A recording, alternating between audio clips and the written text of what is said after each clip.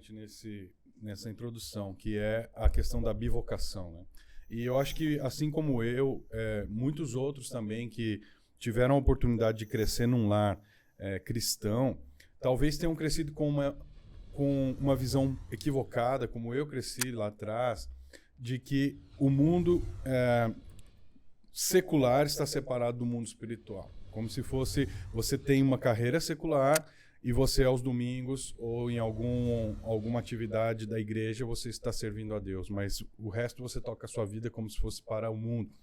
E crescendo um pouco com essa visão, eu confesso que tinha um certo fardo nas minhas costas, porque eu gostava muito eu tirava ótimas notas na escola, gostava do caminho profissional que eu comecei a seguir, a faculdade e tal, mas ao mesmo tempo eu tinha muito envolvimento com a igreja, com ministérios de música desde cedo, ministério de missões, e até que chegou um ponto quando eu comecei a me aprofundar mais nesse assunto e descobri uma verdade libertadora, que não existe essa separação dessa vida, para um cristão, a vida secular da vida ministerial.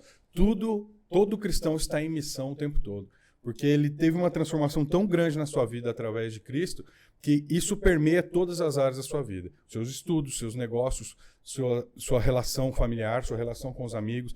E dessa forma, eu comecei a enxergar com muito mais clareza que onde Deus nos planta, é ali que a gente vai ser um agente, um instrumento da expansão do reino de Deus. Então eu comecei a enxergar meu trabalho como um ministério, como uma missão.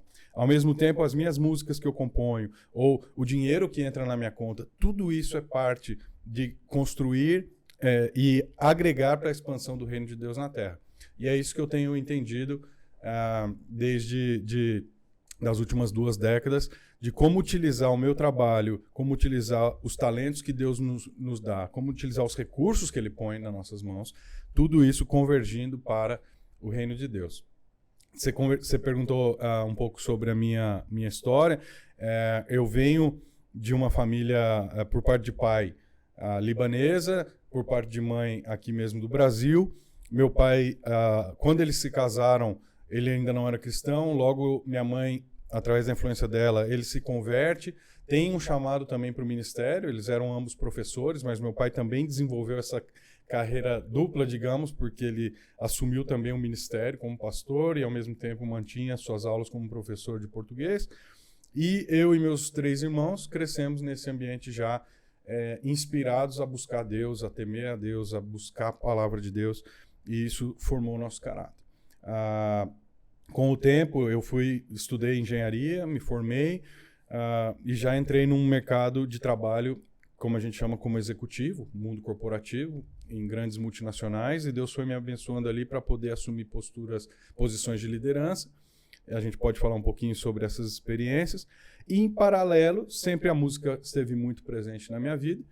E quando eu comecei, além dos instrumentos, quando eu gostava muito de escrever, de compor, de cantar e de contribuir nesse cenário que hoje é o gospel, né, que tem muita coisa, talvez, aí repetitiva, né? A gente querendo copiar aquela formulinha que vende, e às vezes letras rasas, letras muito mornas, né? E eu tentava colocar minha contribuição de letras bíblicas, cristocêntricas, com uma musicalidade mais dinâmica.